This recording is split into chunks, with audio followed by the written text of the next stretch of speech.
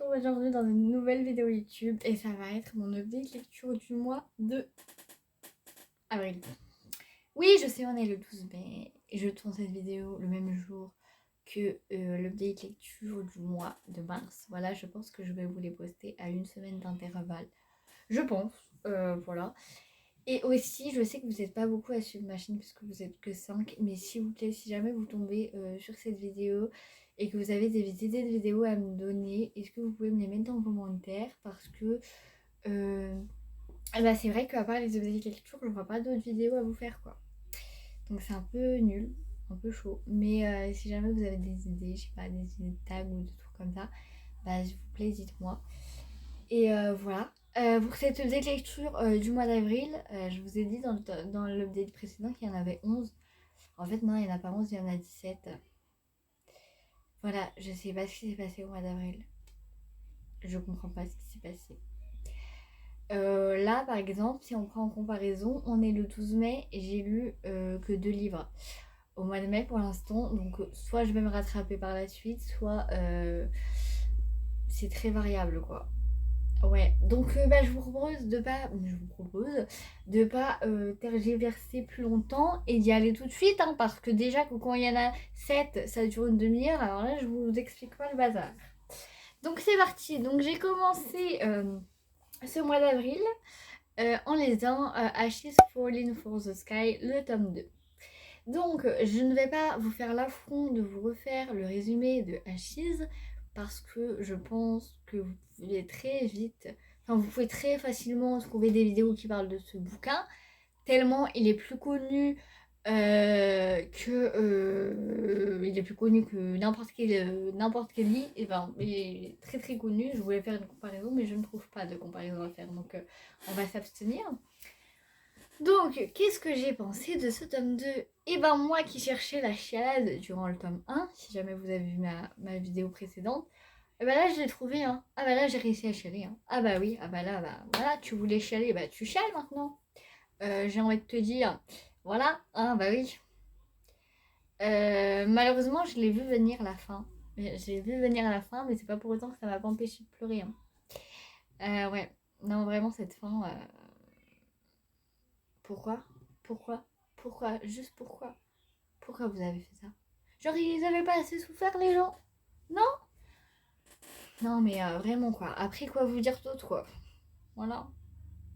Par contre, il y a un truc que j'ai pas compris.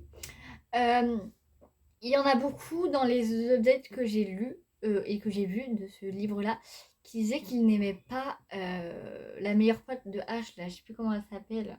La mère du petit, la copine du meilleur pote de H, la copine de Zach, comment ça s'appelle? Je vous remettrai peut-être le blaze ici, parce que j'ai complètement zappé. Bref, et bah elle est détestée, mais j'ai pas compris pourquoi moi. Enfin moi perso, si j'ai peut-être une idée, mais je sais pas si c'est ça. Donc si jamais, expliquez-moi pourquoi elle est autant détestée cette meuf. Voilà. Si jamais il y en a qui l'ont pas lu, bah évitez d'aller lire les commentaires, s'il vous plaît. Mais moi j'ai vraiment pas compris pourquoi vous la détestiez. Enfin, j'ai pas compris. Bref, voilà. Sinon à part ça, bah, j'ai bien aimé quoi. J'ai chialé. J'ai chialé, puis il m'a fallu 48 heures avant de me remettre. Mais voilà, c'est pas grave. Ensuite, on va passer au deuxième tome que j'ai lu, au deuxième livre que j'ai lu durant ce mois d'avril, qui est L'As de pique de Morgane Mancomble. Donc ce livre-là, c'était le livre que je devais lire pour le challenge à table des indélivrables. Voilà, c'était celui du mois d'avril. Alors dans ce livre, on va suivre Daisy, qui est une chanteuse mondialement connue et qui est depuis quelque temps stalkée par un de ses fans, il me semble. Ouais, je crois que c'est un de ses fans. En tout cas, elle est stalkée par quelqu'un. Je crois qu'on sait pas qui c'est. Je sais plus. Mais non, je crois pas. Bref, elle est stalkée par quelqu'un. Et en fait, du coup, son frère, il va appeler un de ses meilleurs amis pour qu'il soit son bodyguard. Parce que son meilleur pote, il est bodyguard. Du coup, bah, il veut que ça soit le bodyguard de sa sœur. Donc, ce bodyguard en question n'est autre que Thomas, le meilleur ami de Lévi, donc du tome 1. Donc Thomas, on a pu le rencontrer dans l'As de cœur. Voilà. Et Thomas, c'est quelqu'un de très... En fait, Thomas, il a un problème, c'est que je crois que c'est sociopathe que ça s'appelle. Et du coup, il n'aime pas les gens. Enfin, du coup, il n'arrive pas à ressentir de l'amour pour les gens. Donc du coup, bah voilà. Et du coup, vu que Thomas, c'est le meilleur pote du frère de Daisy, bah, ils se connaissent déjà en fait. Et Daisy, elle est in love de Thomas depuis toute petite. Donc du coup, bah voilà. Donc du coup, bah, ça va être leur histoire, etc. Patati patata, normal quoi. À choisir, est-ce que j'ai préféré l'as de cœur ou l'as de pique? Je sais pas.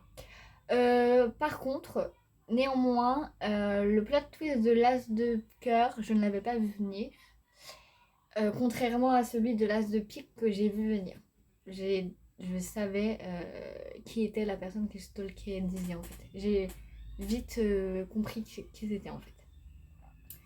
Et voilà. Et voilà.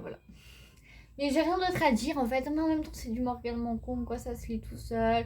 C'est trop bien. De base, les plot twists, ils sont super ouf. Ça te retourne le cerveau. Bah, pas celui-là, il m'a pas trop retourné le cerveau, mais voilà, c'était feel good, c'était bien. Le côté chanteuse ultra connue, j'ai bien aimé. Alors ensuite, le troisième livre lu au mois d'avril, ça a été La chronique des Bridgerton, le tome 1, donc sur Daphné et Simon. Donc pourquoi j'ai lu ce livre? Tout simplement parce que je voulais regarder la série. Et du coup, je me suis dit, je vais pas faire l'erreur de regarder la série et d'après lire le livre.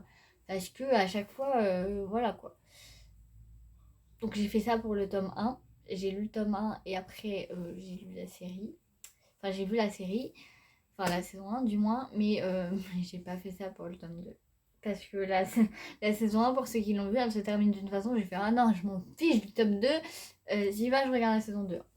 Et du coup, j'ai pas encore lu le tome 2. Bref, revenons au tome 1 déjà. Alors pour ceux qui ne connaissent pas la chronique des Bridgerton, c'est quoi? C'est on suit la famille Bridgerton, une famille très aisée dans le 18e siècle, une famille aristocrate, je crois. Je crois que j'ai pas les bons termes, mais bref, c'est une famille de nobles quoi. Et en fait, la famille Bridgerton, elle compte 8 enfants, je crois. Et du coup, quand le livre commence, la saison des bals va commencer, là où toutes les, les jeunes filles doivent se trouver un mari pour après se marier, fonder une famille, patati, patata, patati, patata, parce qu'au 18e siècle, les meufs elles servent qu'à ça, à faire des enfants et à consommer le mariage. Qu'est-ce que j'en ai pensé? Malgré tout, c'est bête de dire ça, mais malgré tout, j'ai préféré la série au livre. Parce que déjà dans la série, on va dire, on n'est pas concentré que sur Daphné et le duc. Et du coup, bah du coup... Enfin, en fait, pour moi, c'est... En fait, il n'y a pas de préférence à avoir. En fait, je vais vous le dire très clairement. Je suis en train de chercher une explication, mais pas du tout, parce qu'il n'y a pas de préférence à avoir. Parce qu'en fait, j'ai eu l'impression de voir et de lire deux histoires différentes. Et il y avait seulement quelques trucs qui correspondaient et les prénoms. Mais sinon, j'avais l'impression d'avoir deux histoires différentes. Vraiment, sincèrement. Je me suis dit, ah, ok. Je sais pas, il y a plusieurs trucs où dans un exemple tout bête, hein. Dans la série, c'est pas un gros spoil, mais dans la série, Daphné et Simon, ils vont avoir un premier enfant, ça va être un garçon. Sauf que dans le livre, avant d'avoir leur premier garçon, il va falloir attendre 3 enfants, je crois, ou 2 enfants, je sais plus. Mais un exemple tout bête, hein. Mais du coup, ouais, je sais pas, j'ai quand même préféré la série parce que, ouais, je sais pas, le livre, je sais pas, j'ai trouvé un peu longué des fois. Voilà. Donc, bah, voilà. Après, est-ce que je vais continuer à lire les livres? Peut-être, hein, pour avoir certaines informations qu'on n'a pas dans le tome, dans la série. Et voilà. Mais c'est pareil, du coup, dans la série, à la fin de la saison 1, on apprend un truc qu'on est censé apprendre que dans le tome 4 du livre. Parce que du coup, j'ai pas lu les livres. Mais normalement, je sais que du coup, ce qu'on apprend à la fin de la saison 1, on est censé l'apprendre qu'à la fin de la saison 2, qu'à la fin du tome 4. Enfin, que dans le tome 4. Je sais plus parler. Ensuite, j'ai lu Too Late de Colleen Hoover. Ce livre. euh, j'ai pas aimé. Non, j'ai pas aimé. J'ai pas aimé. Bref, on va donner des arguments quand même. Mais bref, avant tout, deux choses. Et avant de vous dire pourquoi j'ai pas aimé, je peux vous dire de quoi ça parle. Donc ça parle de... Enfin, dans ce livre, on va rencontrer... comment ça s'appelle Sloan. Déjà, ce prénom, je suis désolée, mais j'ai pas compris. Bref, Sloan, qui est en couple depuis 2 ans, je crois, quand le livre commence, avec Asa. Asa, je sais pas. Asa, ça me fait penser au rappeur. Bref, c'est pas grave. Avec Asa, j'en sais rien. Moi, je sais comment ça se prononce, bref. Et ce gars, c'est un gros... Mais alors, vous voyez Ryle, dont j'avais plus même niveau de... il me donne envie de vomir, il me donne des frissons, j'aime pas.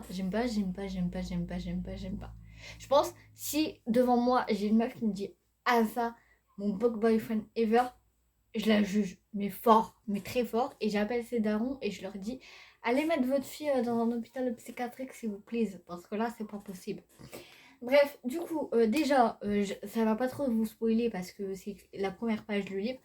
Mais le livre commence sur une scène de voilà, de V, de couleur comme mes murs là. Pareil, voilà. Donc du coup, j'étais en mode super. Et franchement, cette scène, elle m'a très... Il y a très peu de scènes qui m'ont retourné l'estomac et qui m'ont donné envie de vomir. Mais alors celle-là, heureusement que j'avais pas mangé juste avant parce que...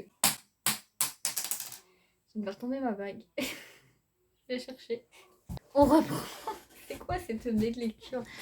Bref, du coup, je disais, oui, heureusement que j'avais pas mangé juste avant parce que je crois que j'aurais revomi mon repas. Bref. Donc voilà. Donc, qu'est-ce que je disais du coup? Oui, donc, bah lui, c'est un gros tarba, quoi. Et vu qu'il a un petit peu... ben voilà, il est dealer, hein. Voilà, c'est pas trop un spoil, mais il est dealer. Et il est pas très net. Et du coup, bah, il va y avoir Carter qui va rentrer dans la vie de Sloan. Parce que Carter, ouais, Carter, c'est ça. C'est un policier et du coup, il va devoir enquêter sur Asa. Et du coup, voilà. Et du coup, peut-être que Carter va aider Sloan à se sortir de ce bourbier. Parce qu'en fait, oui, je vous ai pas dit, mais pourquoi Sloan elle reste avec Asa? Parce qu'elle a un petit frère handicapé, je crois. Et du coup, ou malade, je sais plus. Ou les deux, bref, je sais plus. Enfin, bref. Et du coup, elle a besoin de sous pour payer l'endroit spécialisé dans lequel est son frère, quoi. Donc du coup, c'est pour ça qu'elle reste avec lui. Qu'est-ce que j'en ai pensé? Enfin, pourquoi j'ai pas aimé, du moins. En fait,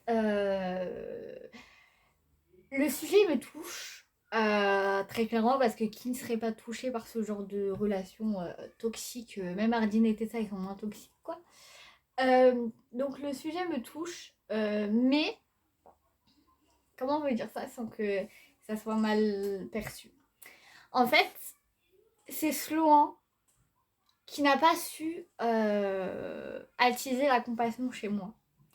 Je suis compatissante de ce qu'elle vit, mais le personnage en lui-même n'a pas réussi à faire naître de la compassion chez moi. Vous voyez ce que je veux dire? J'ai pas réussi à m'attacher à Sloan. Donc du coup, j'ai pas réussi à avoir de la compassion pour elle. J'ai de la compassion pour ce qu'elle vit, vous voyez, mais pas pour elle à proprement parler. Je sais pas si vous voyez ce que je veux dire. Si par exemple je vous prends en comparaison Lily dans Jamais plus. Lily, elle m'a vraiment touchée. J'avais de la compassion pour ce qu'elle vivait, mais en plus ce personnage m'avait touchée, vous voyez ce que je veux dire? Sloan, elle m'a pas touchée. Elle a pas réussi je me répète, mais en gros, c'est pour que vous compreniez, elle a pas réussi à me toucher. Elle a pas réussi à me transpercer. J'ai pas réussi à m'attacher à elle. Carter, alors c'est tout l'opposé de Asa, mais trop. Genre, c'est-à-dire que Asa, c'est un connard. Je suis désolée de le dire, mais c'est la vérité, c'est un connard. Et Carter, c'est trop. C'est trop. C'est trop. C'est trop. C'est trop de romantisme, trop de... genre, moi j'aime bien le romantisme, mais il faut doser. Là c'est trop, là. Là, c'est trop. Alors oui, ce qu'elle vit, c'est difficile. Et heureusement qu'il est comme ça un peu. Mais j'ai pas aimé. Et j'ai pas réussi à m'attacher au personnage. Et puis s'il vous plaît, mais parlons-en du schéma du livre. Enfin, pas le schéma, mais comment dire, de la construction du livre. Enfin, je veux dire, il y a un épilogue. Déjà, le fait que dans les chapitres, on jongle entre trois personnes, moi je me perdais. Des fois, je savais plus. Parce que surtout entre Asa et Carter, vu que c'est tous les deux écrits à il et au masculin, des fois, je ne savais plus lequel on lisait. Donc, du coup, le fait qu'il y ait trois personnages à suivre, je me perdais un petit peu. Et, enfin, parlons du fait qu'il y a un épilogue après l'épilogue, quoi. Il y a un épilogue après l'épilogue, il y a un épilogue à l'épilogue, et à la fin, il y a un prologue. Je te dis, non, mais s'il vous plaît. Enfin, je comprends pourquoi elle a fait ça. Enfin, pourquoi elle a mis. Enfin, non, en fait, je comprends pas. Je comprends pas. Moi, ça m'a perdu. J'ai été perdue. J'ai été perdue dans ce livre, j'ai pas aimé les personnages. Voilà. Donc, Too Late, pour moi, c'est non. C'est non. Très clairement, non. Non, pour moi, c'est. Lisez jamais plus à la rigueur. Et je vais sûrement lire un bonheur imparfait aussi. Mais lisez jamais plus à la rigueur, mais Too Late. Enfin, en tout cas, ça l'a pas fait avec moi. Bref, je viens de descendre un livre comme je l'ai jamais fait auparavant. Ensuite, j'ai lu Pour te plaire de Noémie Dany, publié aux éditions Hugo dans la collection de romance. Et bah là, c'est un coup de cœur. Et là, c'était vraiment un coup de cœur. Genre vraiment un coup de cœur. Bref, alors déjà, Pour te plaire, c'est le 3e tome d'une série qui ne porte pas de nom. En tout cas, dans cette série, on suit la fratrie Lefebvre. Ouais, c'est ça. Et en fait, dans le tome 1, on avait suivi Luna avec Gabriel, vous savez, genre trope, age gap, papa célibataire, tout ça, voilà. J'avais adoré ce tome-là. Je l'avais lu en juillet de l'année passée, je crois. J'avais adoré ce tome-là. Ensuite, il y avait eu l'un pour... Oui, l'un pour l'autre. C'est ça? Oui, je crois que c'est ça. L'un pour l'autre. Ou l'un pour l'autre. Non, il y a l'un pour l'autre. Ouais, l'un pour l'autre. Où on suivait Baptiste avec comment ça s'appelait l'autre, Sam, là, la meilleure amie de Luna, pardon. Et voilà. Il n'avait pas trop aimé ce tome-là. Enfin, je l'avais bien aimé, mais sans plus, quoi. Il m'avait pas laissé un souvenir indélébile de fou malade. Là, par contre, pour te plaire, quoi. J'ai fermé le livre, j'ai dit, je veux un Victor dans ma life. Enfin, en fait, pas trop. Vous allez voir pourquoi. Mais bref. Donc, en fait, dans Pour te plaire, on va suivre Victor. Ça fait 40 000 fois que je le dis. Donc, l'un des 3 frères de Luna. Oh, qu'est-ce que j'ai avec les prénoms. Et donc, du coup, en fait, Victor, c'est un peu un cœur d'artichaut. Mais genre, beaucoup.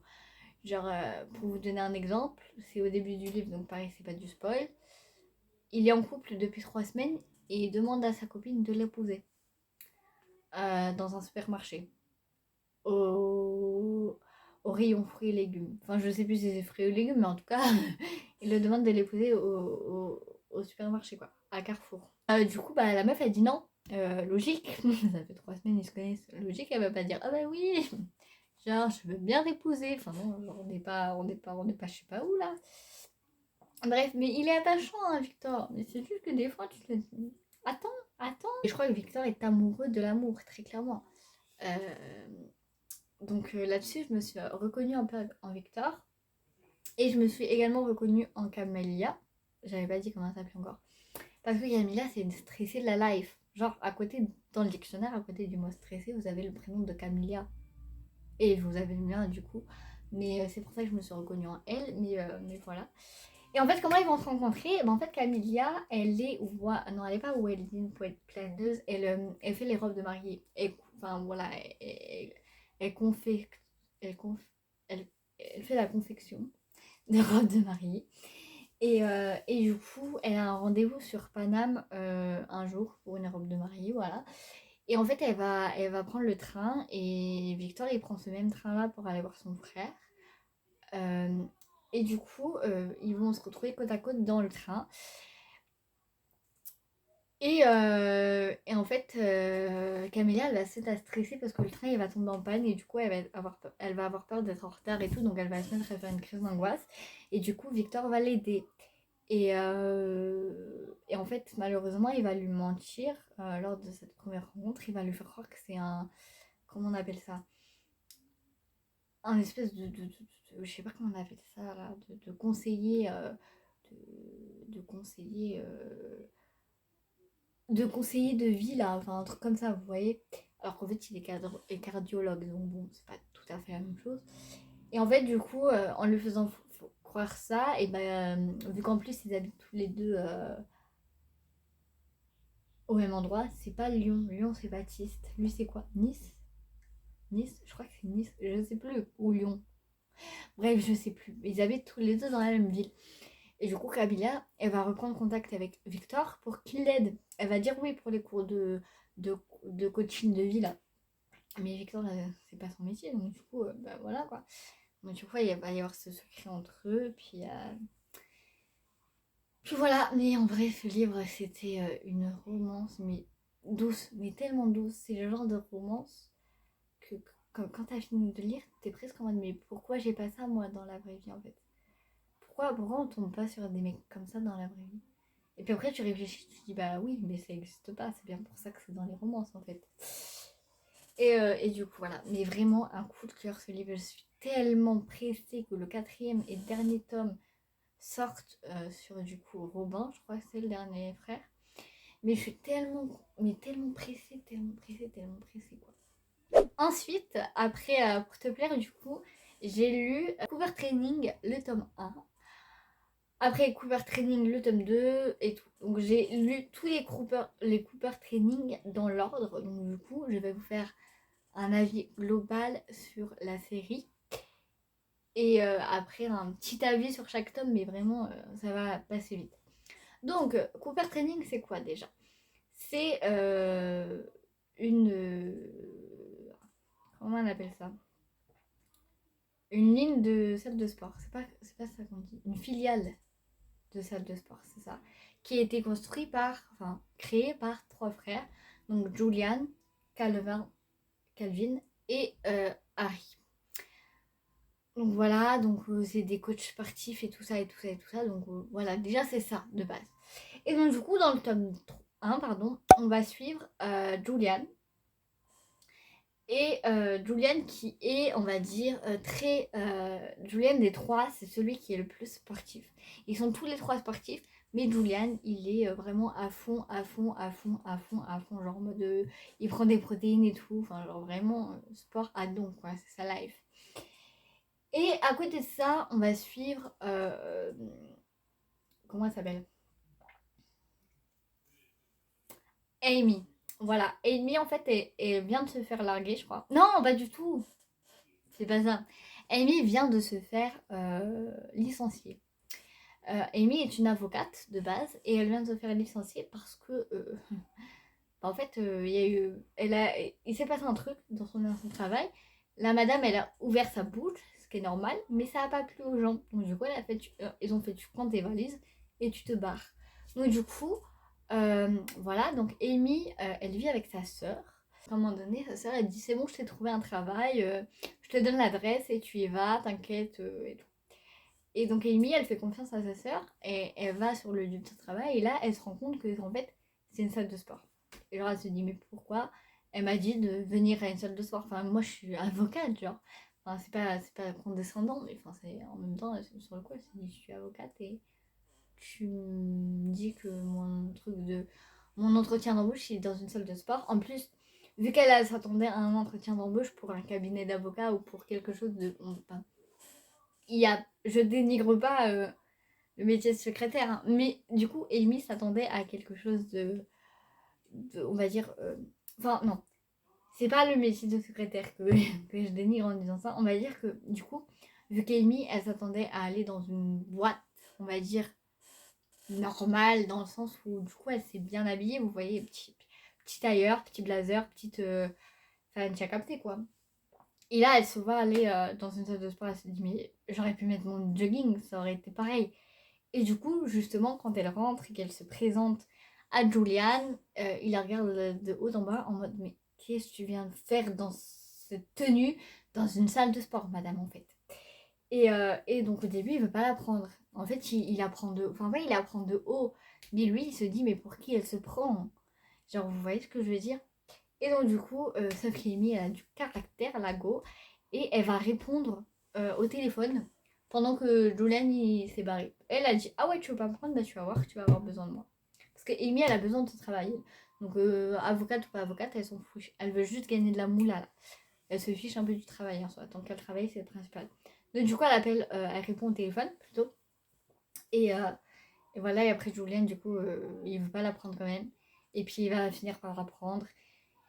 Et ça va se lancer des petits pics et tout. Donc malgré tout, j'ai bien aimé ce tome-là. Pourquoi je me dis malgré tout? Parce qu'en fait, depuis quelques temps, je me suis rendu compte que les enemies to lovers, j'aime de moins en moins. C'est-à-dire que par exemple, pour te plaire, le fait qu'ils ne soient pas du tout ennemis avant d'être ensemble, mais que genre c'est juste un début de relation comme ça, normal, on va dire, j'ai bien aimé. Je pense que le fait qu'ils se lancent des pics H36 avant de se mettre ensemble, ça commence un peu à me saouler. Enfin, faut pas que ça dure trop longtemps parce que j'en ai un peu marre, quoi. Mais là, c'était assez bien dosé. Ça a été. Voilà, j'ai bien aimé leur relation. J'ai bien aimé.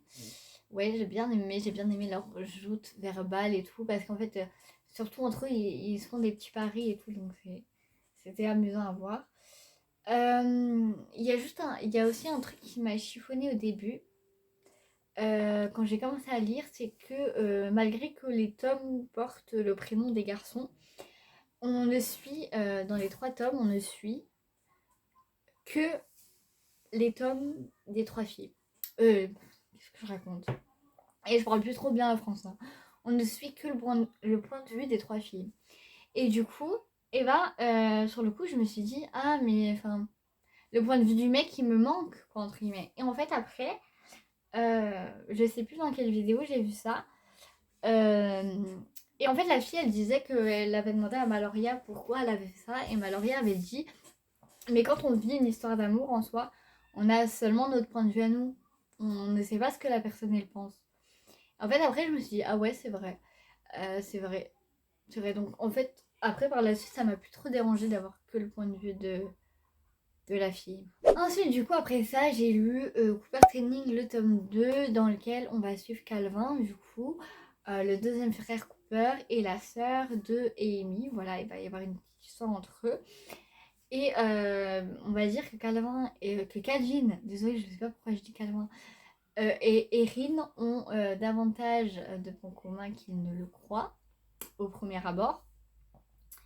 Et voilà, je sais pas si je peux vous en dire trop parce que du coup ça serait vous spoiler dans le sens où pour résumer ce tome-là, il faudrait que je spoil le tome 1, vous voyez. Mais bref, je pense que je peux le dire quand même. En gros, Erin, elle a un fils et, quand elle a su qu'elle était enceinte, donc je crois que là je crois que son fils a 2 ans ou un truc comme ça. Quand elle a su qu'elle était enceinte, et qu'elle l'a dit à son copain de l'époque, il a pas assumé et il s'est barré. Et du coup, c'est pour ça que elle. Non, il a pas assumé et il l'a foutu dehors carrément. Du coup, c'est pour ça que elle vit chez Amy. Parce que du coup, Amy l'a pris sous son aile, vous voyez. Enfin, l'a pris chez elle, quoi. Sous son aile aussi, mais bref. Et du coup, dans le tome 1, à un moment donné, Erin, elle déménage pour prendre son indépendance. Et lors de son déménagement, du coup, les frères Cooper viennent l'aider. Et c'est là qu'elle fait la rencontre de Calvin. Et du coup, voilà, vous verrez ce qui se passe. J'ai pas envie de trop en dire. Après, est-ce que j'ai préféré... On va dire que j'ai préféré celui-là au tome 1, mais de pas beaucoup. Et j'ai préféré tout simplement parce qu'il y a des enfants. Et moi, dans les romances, contrairement à tout le monde, j'ai l'impression, je kiffe quand il y a des petits-enfants. Enfin, quand il y a des enfants. Et j'adore. J'adore. Parce que c'est un peu grâce à leurs enfants qu'ils se sont rapprochés. Enfin, vous allez voir après. Ah oui, donc là, je viens de vous spoiler que Calvin avait une fille. Mais vas-y, c'est pas grave. Mais bref, voilà. Donc c'est grâce. Ben, bref, vous verrez, moi, j'ai aimé. Ensuite, avant de lire le tome 3 des Cooper Training, il y avait un petit tome bonus. Voilà, une petite nouvelle. Donc du coup je l'ai lu et en fait dans cette nouvelle, pour une fois on ne va pas suivre le point de vue des filles mais on va suivre le point de vue des garçons. Tout simplement parce qu'en fait la nouvelle se passe en une soirée et durant cette soirée, ou cette journée je sais plus trop, bref, ils vont devoir passer à Ninja Warrior. En fait ils se sont inscrits à Ninja Warrior et c'est leur passage en fait. Et du coup voilà, donc ça fait pas tellement avancer l'histoire dans le sens où il n'y a pas un truc de ouf, mais voilà. Si pour justement pour le dernier frère de la fratrie, ça fait un petit peu avancer l'histoire. Enfin, vous comprenez, il y a quelque chose que vous comprenez, mais je peux pas trop spoiler, sinon je vous spoil la fin du 2. Bref, voilà. Mais du coup, à part ça, ça fait pas de ouf avancer l'histoire non plus. Mais bon, en même temps, c'est du mal à casser, j'ai envie de vous dire, je suis tombée amoureuse de sa plume. Et du coup, bah voilà, c'était cool quoi. C'était cool. Vous allez voir qui a gagné Ninja Warrior. Ça c'est important. Et ensuite, du coup, juste après, parce que je crois que j'ai enchaîné, mais vraiment j'ai enchaîné. J'ai lu le tome 3, oui, non, le tome 4, du coup, tome 3, je sais plus, des Cooper Standing. Et donc, du coup, là, on va suivre Maddie et Harry. Maddie et Harry, ils se connaissent, ils se sont perdus de vue et ils se retrouvent. Du coup, ce que j'ai bien aimé dans ce tome, et je crois que c'est mon tome préféré des 3, va y avoir la temporalité passée et la temporalité présent. Et on va comprendre pourquoi Maddie elle déteste Harry. En fait, vous verrez, à un moment donné, il se passe un truc et du coup, Maddie et Harry, ils se retrouvent, paf. Et là, Maddie, elle l'aime pas. Elle fait, oh non, pas lui et tout. Et donc, du coup, vous allez comprendre pourquoi. Et moi, j'ai kiffé. De toute façon, je kiffe les romans où il y a une temporalité de avant et d'après. Et de comprendre. Et donc, du coup, à force de voir le avant, tu comprends pourquoi c'est comme ça dans le présent et c'est trop bien. Moi j'adore. Voilà, donc sinon à part ça, qu'est-ce qu'il y avait d'autre? Oui, en plus, c'est trop bien parce que Maddie, elle est tatoueuse et Maddie, ce n'est pas n'importe quelle tatoueuse. C'est, en fait, elle tatoue que, on va dire, les femmes, déjà de 1, mais elle est spécialisée dans enfin, c'est pas la reconstruction, mais comment dire? En fait, elle tatoue les femmes atteintes de cancer du sein, principalement. Et donc, du coup, elle leur fait des tatouages pour cacher les cicatrices et tout, et pour les aider à se reconstruire. Et du coup, moi, j'ai kiffé. J'ai kiffé cet aspect-là. Voilà, quoi. Voilà.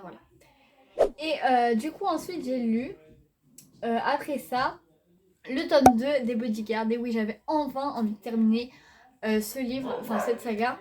Pardon, je suis vraiment désolée pour le bruit.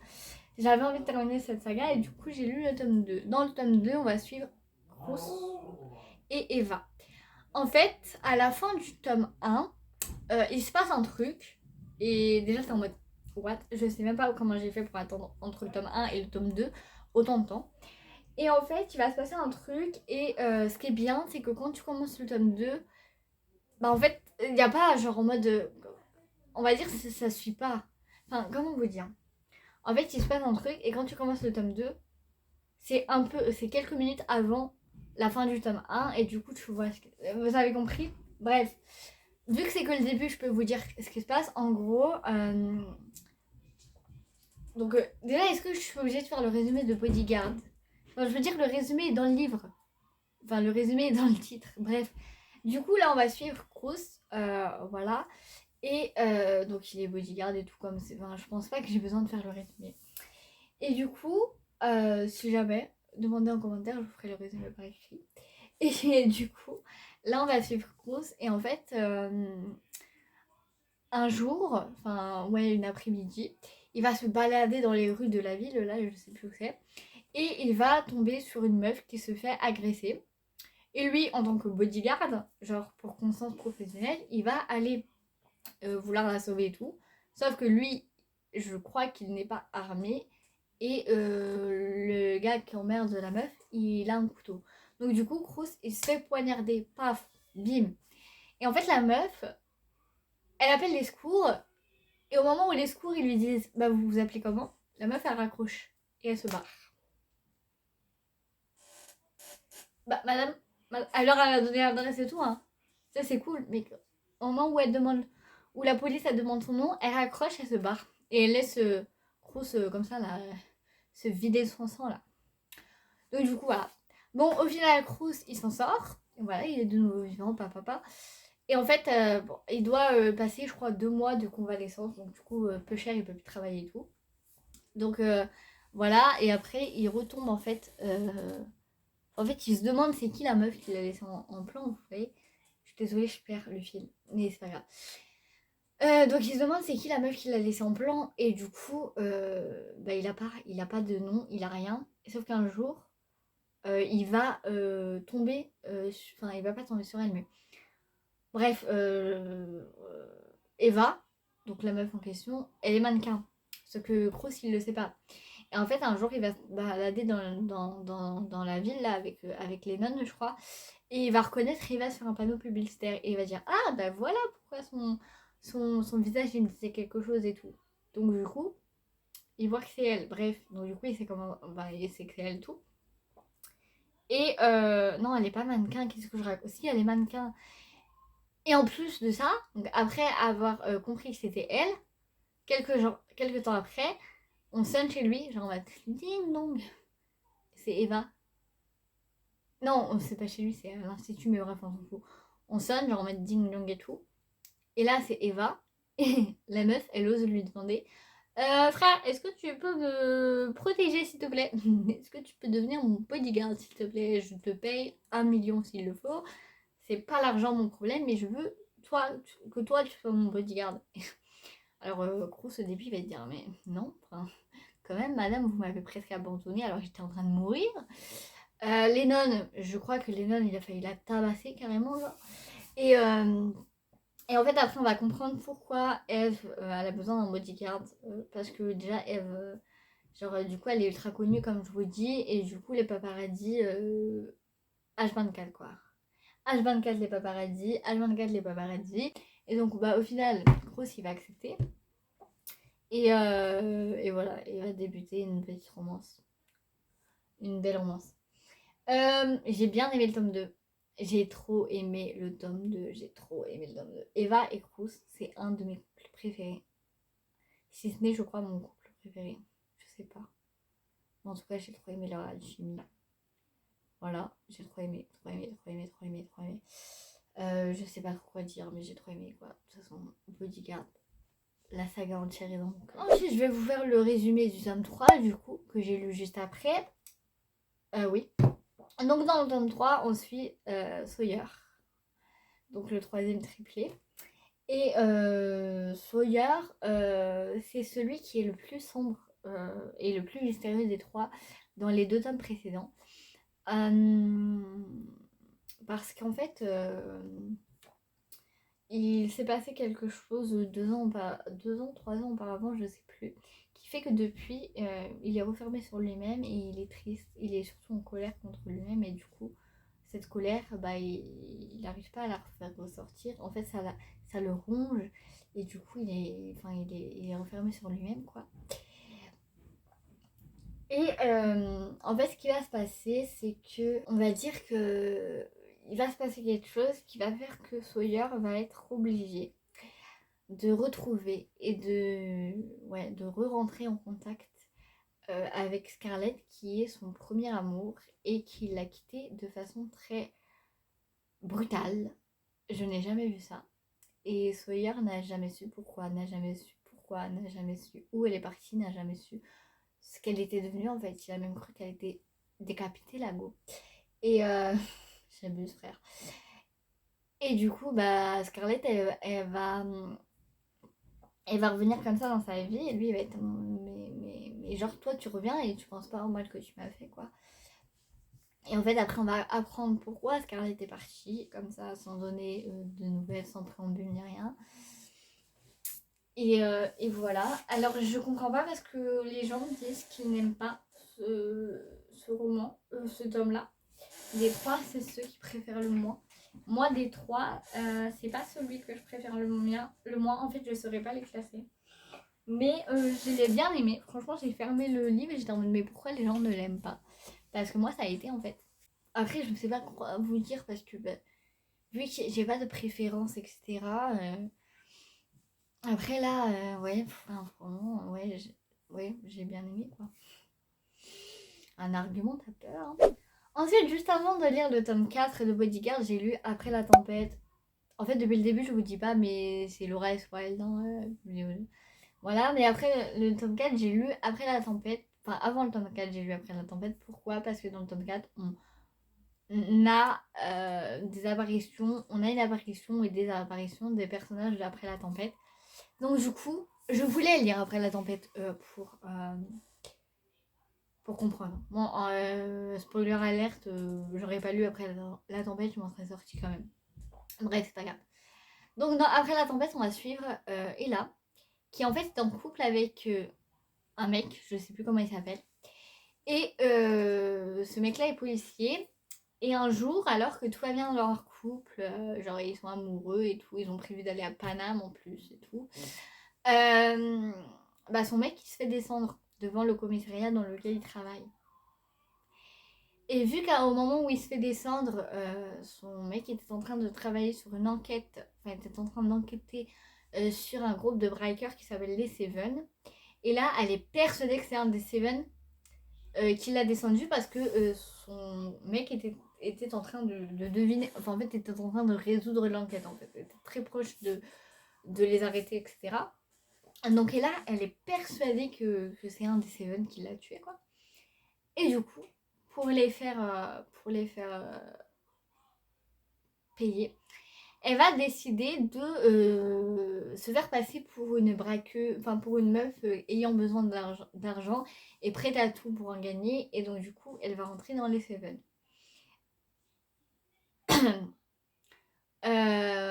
Donc du coup, à force de vivre près d'eux, elle va voir qu'en fait, ils ont tous une raison particulière de pourquoi ils font les braquages et ils le font pas par plaisir entre guillemets, tu vois. À côté de ça, du coup, dans les Seven, du coup, elle va rencontrer Ryan, qui a eu une enfance très difficile. Ses parents étaient violents, enfin, sa mère, non, plutôt son beau-père était violent envers lui et son frère, et sa mère ne faisait rien. Elle se laissait marcher dessus, entre guillemets. Et donc, du coup, un beau jour, lorsque lui avait 13, non pas 13 ans, 14 ans, 16 ans, je sais plus, et que son frère avait 6 ans, il a décidé de prendre son frère avec lui et de partir, de claquer la porte de chez sa mère et de ne jamais revenir. Qu'est-ce que j'ai pensé de ce livre? J'ai pas trop. Enfin, je suis assez mitigée parce que tout ce côté braqueur, ce côté très sombre, c'est pas mon truc. Mais en même temps, toute cette histoire de. Enfin,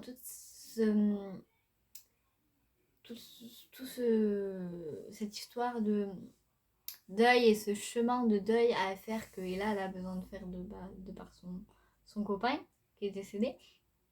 Et j'ai bien aimé. Euh, et j'ai aussi bien aimé le fait que, bah, encore une fois, ce livre nous montre que, bah, déjà de un, ce livre nous montre qu'on ne choisit pas de qui on tombe amoureux. Hein, ton cœur il te dit bien, tu ne veux pas tomber amoureux de lui, et bah tu vas quand même tomber amoureux de lui. Et surtout, ce livre nous montre aussi qu'il n'existe pas, qu'il n'y a pas un seul amour dans une vie. Vous voyez ce que je veux dire? C'est pas parce que tu as perdu l'amour la personne que tu croyais être l'amour de ta vie, ou c'est pas parce que tu as perdu ton premier amour que tu peux pas avoir d'autres amours. Et je pars du principe, du moins grâce à ce livre, tu comprends que on peut avoir plusieurs amours de vie. Je sais pas si vous voyez ce que je veux dire. Et du coup, voilà. Et c'est surtout pas parce que on va dire on se remet en couple après avoir perdu notre copain que on va pour autant l'oublier. Vous voyez ce que je veux dire?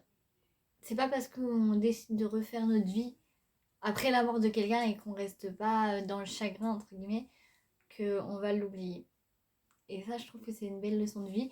Excepté ça, l'ambiance, on va dire, du roman, j'ai pas tellement aimé. Enfin, c'est pas quelque chose que j'aime énormément. Après, c'était une bonne lecture, mais franchement, voilà quoi, c'est pas quelque chose que je referais. Enfin, c'est pas un environnement dans lequel je replongerais. Ensuite, j'ai lu Bodyguard de Tom 4, du coup. Et dans ce tome-là, on va suivre Billy, qui est la sœur Westwood, et Jackson, qui est le meilleur ami de Lennon, Cruz et Sawyer. Et c'est un peu comme leur frère en fait. Il fait un peu partie de la MIF. Et vu que le monsieur fait partie de la MIF, c'est tout comme si Billy c'était sa sœur, vous voyez. Donc en fait, Lennon, Cruz et Sawyer sont en bah non, tu touches pas à notre sœur en fait. Et vu que Jackson il a connu Billy quand Billy elle avait 12 ans, bah sur le coup, quand quand les triplés ils lui ont dit vas-y, viens, on fait une promesse, jamais tu toucheras à notre sœur, lui sur le coup il a fait bah oui. Genre, sauf que Billy est grandi, voilà, et là, je crois, à un moment où du livre elle doit avoir 20 ans, enfin la vingtaine, du moins avant 21.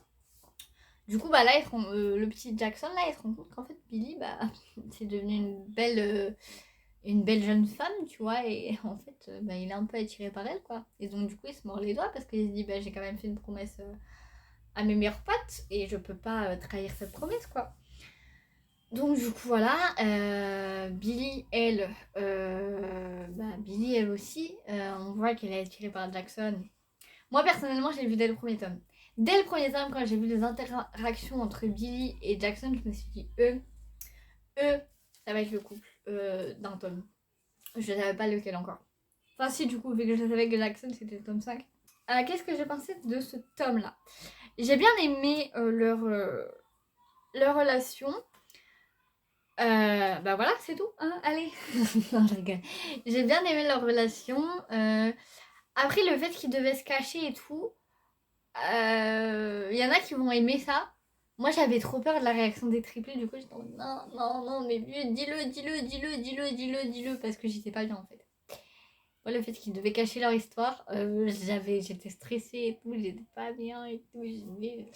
Voilà. Mais c'est pas mon couple préféré. Voilà, c'est pas mon couple préféré. Voilà, je pense que c'est. Ouais, je pense que c'est. Ouais. Mais voilà, après, en plus, c'était le dernier tome, donc ça voulait dire que tu devais dire au revoir au Westwood. Après, c'était trop triste, quoi. Moi, j'ai pleuré, moi, surtout vu comment il se termine le livre. Enfin, bref, vous allez voir, mais bref. Euh, voilà, hein.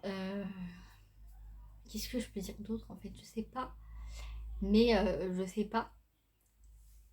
Parce qu'en plus, si je vous dis des trucs, ça va vous spoiler les tomes précédents. Parce que dans les bodyguards, il y a vraiment des fils rouges. Donc, du coup, il faut bien lire les 4 tomes dans l'ordre, quoi.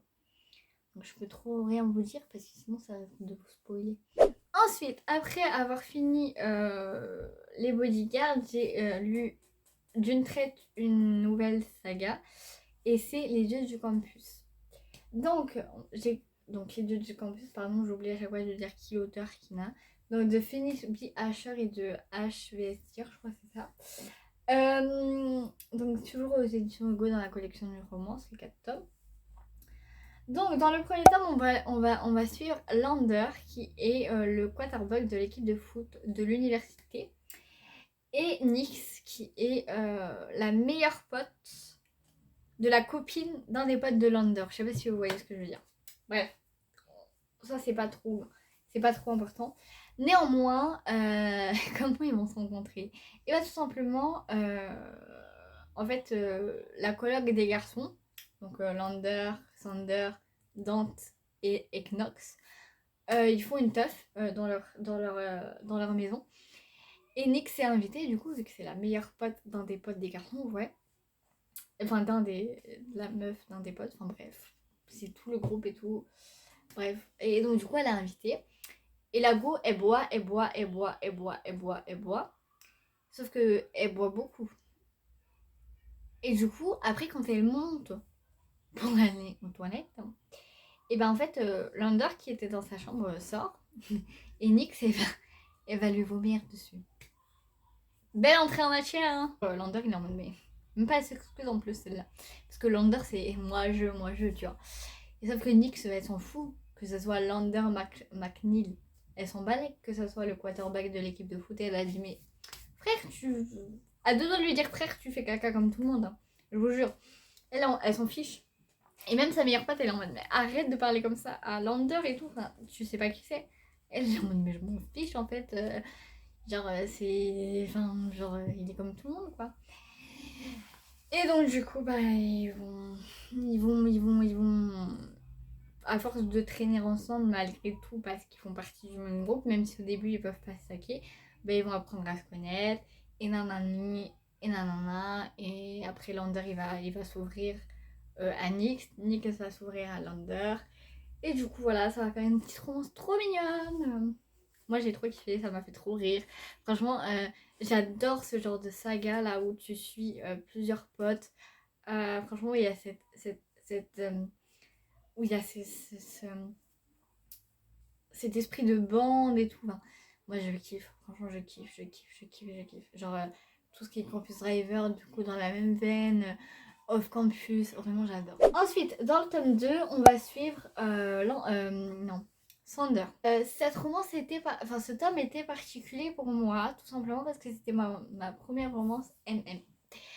Et du coup, je me suis dit, mais qu'est-ce que ça va donner? Parce que j'ai rien contre. Je suis ouverte d'esprit, j'ai rien contre les romances MM. Au contraire, sinon je l'aurais pas lu. Enfin, à quoi ça sert sinon? Bref, mais moi j'ai rien contre ça. Néanmoins, j'étais un peu réticente dans le sens, quand je dis un peu, c'est un peu, dans le sens où je me dis, mais je vais pas pouvoir m'identifier du coup. Parce que dans les romances HF, enfin, enfin hétéro, on va dire, je m'identifie à la fille. Logique. Là, dans les romances comme ça, je vais avoir du mal à m'identifier. Et du coup, dans les scènes spicy, je les lisais, mais enfin, j'étais pas. Je dirais pas que j'étais mal à l'aise, non, parce qu'il n'y a rien de malaisant là-dedans. Mais j'arrivais pas à m'identifier, quoi. Maintenant, c'était une très très très très bonne lecture, j'ai adoré. Et puis ça change. Ça change de lire des romances H, enfin MM. J'étais réticente au début, mais après, c'est une romance comme une autre, j'ai envie de vous dire, ça change de ouf, c'est trop bien. Franchement, c'est trop bien. C'est trop bien. Et je regrette de pas avoir lu de MMM avant, parce que c'est trop bien. C'est trop bien, c'est trop bien, c'est trop bien, c'est trop bien. C'est trop bien. Voilà, j'ai adoré cette histoire. Est-ce que je vous dis, en tout cas, ça parle quand même un petit peu. Donc, Sander, c'est pareil, il est footballeur. Euh, et Jérémia est quoi, lui? Hockeyeur. Jérémia est hockeyeur. Et en fait, au début, déjà dans le tome 1, tu vois pas Lander, Sander et Jérémia, ils s'aiment pas. Ils s'aiment pas. Mais genre, ils sont ensemble dans la même pièce, t'as l'impression qu'ils vont se sauter dessus. Donc après, est-ce que c'est mauvais ou bon signe? Je pense un petit peu des deux. Tout simplement parce qu'en fait, aïe, Jérémia, il accepte pas. Il sait pas qui, comment dire? Déjà, Jérémia n'est pas gay, il est bi, de 1. Et donc du coup, il préfère se mettre avec des filles pour, on va dire, occulter le fait qu'il soit attiré par des garçons. Il accepte, enfin, non, c'est pas, il assume, voilà, il assume pas. Et Sander, lui, assume. Lui, il pécho un mec comme ça en plein milieu de la salle. Et c'est très bien. Genre, on devrait tous faire pareil. Enfin, les personnes qui aiment les gens du même sexe devraient faire pareil. Parce qu'il n'y a y a rien de gênant là-dedans. C'est un amour comme un autre. Bref, ça, c'est un autre débat. Et certains sont pas assez ouverts d'esprit pour être préparés à ce genre de débat. Bref. Du coup, je disais quoi? Oui, donc Jérémia n'accepte pas. Et en fait, on va dire qu'avant, Jérémia et Sander étaient potes et ils se sont plus rapprochés une soirée. Pendant une soirée, ils se sont rapprochés et ils ont commencé à s'embrasser et voilà. Et du coup, Jérémia, il a repoussé Sander et il lui a foutu un beau pif. Voilà, il lui a foutu un pain dans la figure. Et depuis, Sander, il est en mode... ouais, il est malade, lui. Ça va pas de me frapper comme ça pour rien, entre guillemets. Enfin, quand t'es dans la tête de Jérémia, tu sais pourquoi, mais en soi, Sander, il est pas censé. Enfin, si, je crois que Jérémia lui avait dit que. Bon, bref, je sais plus. Mais du coup, voilà. Et après, ils vont être amenés à plus se voir parce que, en fait, pour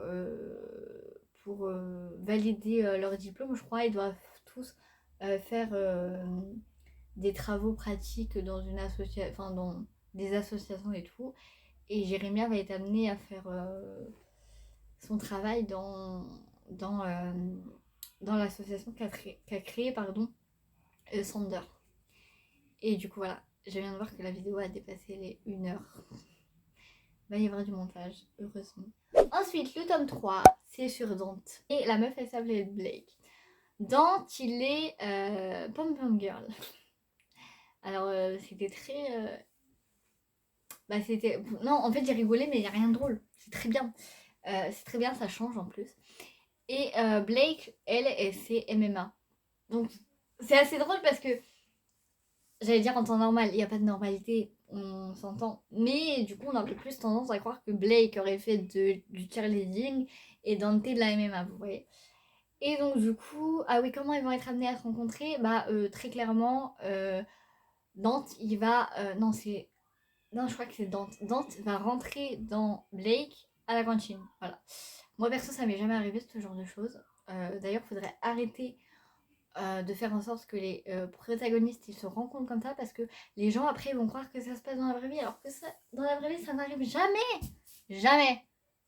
C'est pareil dans la vraie vie. Est-ce que si vous vomissez sur quelqu'un, ça devient l'amour de votre vie? Je crois pas. Bref, c'est pas grave. Donc, du coup, il va lui rentrer dedans. Du coup, la madame, elle va plus avoir de repas parce que tout va être tombé par terre. Et du coup, Dante, il va lui proposer de l'emmener manger. Sauf que bah, Blake, elle a un caractère, sa mère, t'as jamais vu ça. Du coup, elle lui dit bah non, j'ai pas envie de manger avec toi. Tu me prends pour qui? Moi, je suis pas.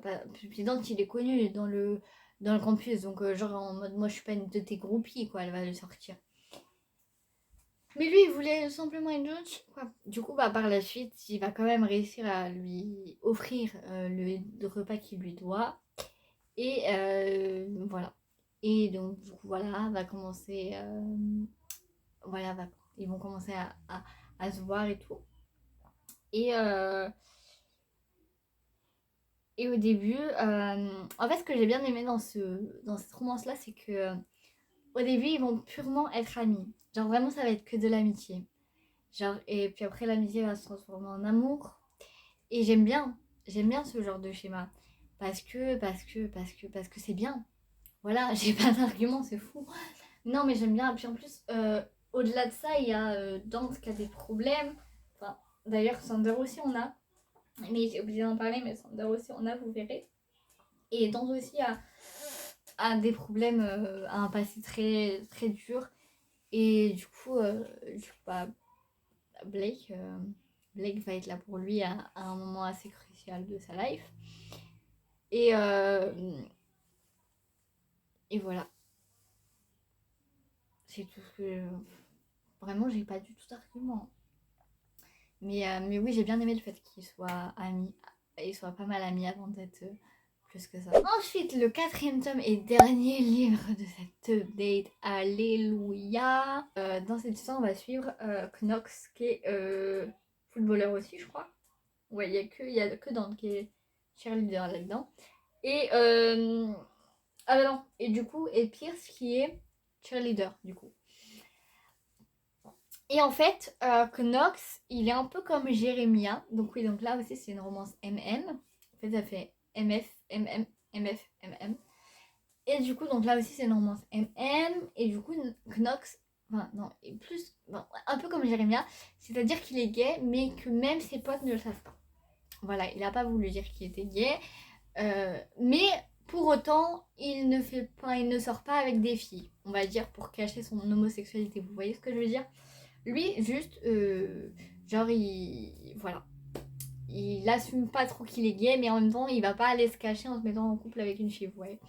Donc, du coup, juste la nuit, il va dans des bars gays et il fait sa petite affaire pour se. Bon, voilà, hein, on a compris. Et puis après, il fait sa life. Et du coup, il est inscrit sur une application de rencontre spéciale pour. Enfin, bref, voilà. Pourquoi je bégayais, c'est faux. Et du coup, quand le livre commence, il dit que souvent il est sur cette application là seulement pour du sexe. Parce que vu que, en fait, c'est pas qu'il assume pas son homosexualité, j'ai dit une connerie, c'est qu'il a peur de. Il a peur de la réaction de ses parents. Malheureusement, beaucoup trop de monde ont ce problème-là. Et donc du coup, il veut pas que ça se sache en fait. Et du coup, sur cette application, il ne cherche rien de sérieux. Purement, c'est purement sexuel quoi, très clairement. Et du coup, voilà. Et en fait, au début du livre, il va se mettre à parler avec quelqu'un. Et très vite, on apprend qu'en fait, ce quelqu'un, c'est Pierce. Mais eux, sur le coup, ils le savent pas parce qu'ils ont gardé leur anonymat. Pierce, lui, donc du coup, est cheerleader. Lui, c'est un garçon, enfin un homme adopté. Il a été adopté il a été adopté par ses parents adoptifs. Logique. Mais il a été adopté quand il était petit, etc. Ses parents, ils lui ont toujours dit d'être lui-même. Donc lui, il n'a pas de problème avec sa sexualité. Lui, il assume très bien qu'il est gay. Néanmoins, il n'a jamais eu de relation tout court, il me semble. Ouais, il me semble qu'il n'a jamais eu de relation. Et je trouve ça cool quand la protagoniste ou le protagoniste, du coup, n'a jamais eu de relation. Je suis en mode... Voilà, c'est trop mignon. Donc du coup, ils vont commencer à se parler et tout. Et vu que Knox, comme j'ai dit, est footballeur et que Pierce est cheerleader, en fait, ils se connaissent dans la vraie vie, vous voyez. Mais Knox n'a jamais fait attention à Pierce. Et Pierce, lui, a fait attention à Knox, mais se dit de toute façon, ce mec ne fera jamais attention à moi. Enfin, Pierce, il est vraiment... Il s'efface, en fait. Vous voyez ce que je veux dire? Genre, il est vraiment... à chaque fois, il se met en retrait. Vous voyez ce que je veux dire? Il se montre pas. Il est très timide et du coup il se montre pas. Et donc du coup vous allez vous en douter à un moment donné, ils vont savoir que qu'ils se parlent mutuellement depuis quelques semaines, vous voyez. Et en fait ce que j'ai aimé, c'est que en fait ça serait vous spoiler de vous dire ça, mais en fait quand ils savent qui ils sont, enfin quand ils connaissent leur identité, genre ça part pas dans un ouais mais nanani nanana. Genre, ça part. En fait, il y a pas de dispute à ce moment-là. Il n'y a pas de. Enfin, vous verrez en lisant, mais j'ai trop aimé que pour une fois, dans le livre, il n'y a pas vraiment d'engueulade entre les deux. C'est plus du développement. C'est plus le développement de la relation qui va jouer. Évidemment, à un moment, il y aura un problème. Mais je crois pas qu'ils s'engueulent vraiment. Du moins, je m'en rappelle plus. Donc c'est que ça a pas dû me marquer. Mais vraiment, l'histoire, elle est vraiment... Enfin, le roman est vraiment concentré sur le développement de la relation, sur comment appréhender le fait que du coup, pour Pierce, ça soit sa première relation et que Knox, que ça soit entre guillemets également sa première relation parce que jusqu'à maintenant, c'était à chaque fois qu'il était avec un mec, c'était purement pour le sexe, vous voyez. Donc en soi, chacun à leur manière, c'est leur première relation, vous voyez. Et du coup, j'ai trouvé ça trop mignon. Voilà, la vidéo est à présent terminée. J'espère qu'elle vous aura plu. J'espère que mes avis étaient un peu moins chaotiques que ceux du mois de mars, sachant que cela était un peu plus frais dans ma mémoire. Je pense également que 17 livres, c'est vraiment le maximum que vous allez voir sur ma chaîne parce que vraiment, au mois d'avril, je sais pas ce qui s'est passé. I don't know. Vraiment, I don't know. Je sais pas comment j'ai fait. Bref. Je vais me répéter, mais j'espère que la vidéo vous a plu. Si le cœur vous en dit, n'hésitez pas à la liker, à vous abonner si ce n'est pas encore fait et à activer la petite cloche. Moi, je vous souhaite de très belles lectures et je vous dis à la prochaine.